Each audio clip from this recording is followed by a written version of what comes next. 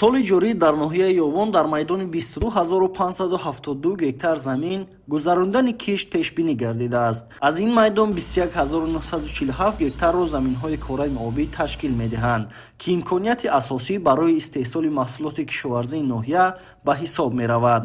Айни замон бо истифода аз шароити мусоиди обу ҳаво, шудгори заминҳо дар ҳамаи ҷамоати ноҳия саривақт ва бо сифати баланд бароҳ монда шудааст. бо мақсади таъмини иҷрои нақшаи кишт ва баланд бардоштани самаранокии корҳои саҳроӣ дар ноҳияи Ёвон 30 техникаи муосири тасмачарх барои шудгори заминҳо равона гардидааст. истифодаи ин намуди техника имкон медиҳад, ки қабати хок амиқтар нарм гардида, намнокӣ дар замин захира карда шавад ва шароити мусоид барои сабзиш ва нашъонамои зироат фароҳам оварда мешавад.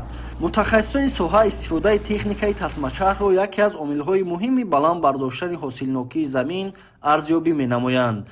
айни ҳол мо яъне ки заминҳое ки шудгор намудем ин тавассути техникаи тасмачарх яъне ки пурра бароҳ монда шудем ки майдони 10480 гектар кишти пахта бояд ноҳияи Ёвон дар соли 2028 кишт намояд.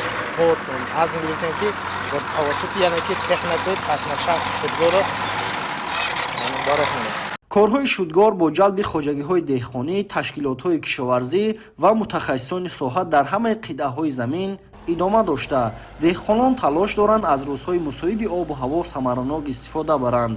ҳамзамон корҳои ҳамворкунӣ, омодасозии замин барои кишт ва дигар тадбирҳои агротехникӣ ба таври муназзам анҷом дода мешаванд.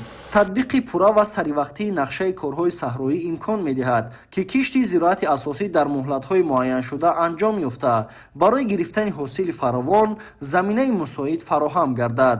дар маҷмӯъ рушди соҳаи кишоварзӣ дар ноҳияи Ёвон ба баланд бардоштани сатҳи зиндагии аҳолӣ, таъмини бозори истеъмолӣ бо маҳсулоти ватанӣ ва саҳмгузорӣ дар таъмини амнияти ғизоии кишвар мусоидат менамояд.